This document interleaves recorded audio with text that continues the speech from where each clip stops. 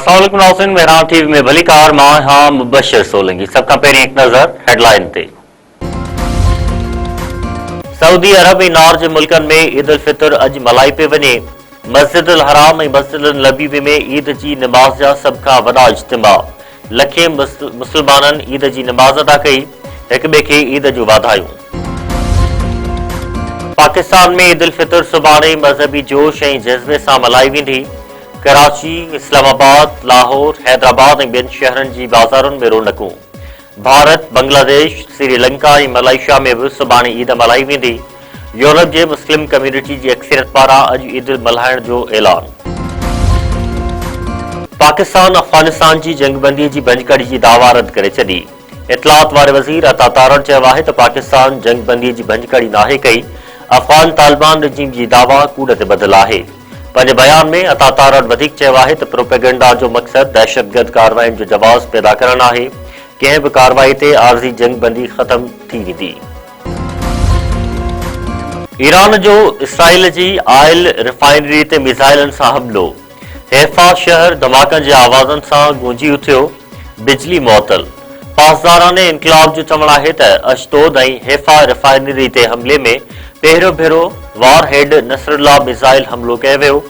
हमले में ख़ैबर शिकन, अबाद ऐं हाज कासिम मिसाइल भी इस्तेमाल किया विया। हमले दौरान अमेरिका जे जदीद F-35 विरहाक जहाज़नि जी हंगामी लैंडिंग। अमरीकी मीडिया जो चवणु आहे त ईरानी हमले में अमरीकी F-35 जहाज़ खे नुक़सान पहुतो आहे। अमरीकी सदर डोनाल्ड ट्रंप चयो आहे त ईरान विच ओभर ऐं दुनिया ॿिन्ही लाइ ख़तरो आहे। ईरान हमला न रोकिया त ख़ार्ग ॿेट तबाह करे सघूं था। कांग्रेस खां हिन जंग लाइ वधीक पैसा घुरिया आहिनि। जापानी वज़ीर आज़म सां मुलाक़ात में ॻाल्हाईंदे अमरीकी सदर वधीक चयो आहे त असां ईरान जी क़यादत खे ख़त्म करे छॾियो आहे। हू लीडर चूंडनि था, असां मारे छॾियूं था त वरी नवां लीडर चूंडनि था ऐं उहे बि ख़त्म थी वञनि था। हाणे नए लीडर जी ॻोल्हा में आहिनि। ईरानी सदर मसूद पेज़ेश्कियान चयो आहे त सियोनी रिजिम जी फितरत रियासती दहशतगर्दी आहे। दुनिया ख़ामोशी न टोड़ी त नतीजा भयानक हूंदा। पंहिंजे बयान में ईरानी सदर वधीक चयो आहे त छिकताण वधी त ॿिया मुल्क बि मुतासिर थींदा।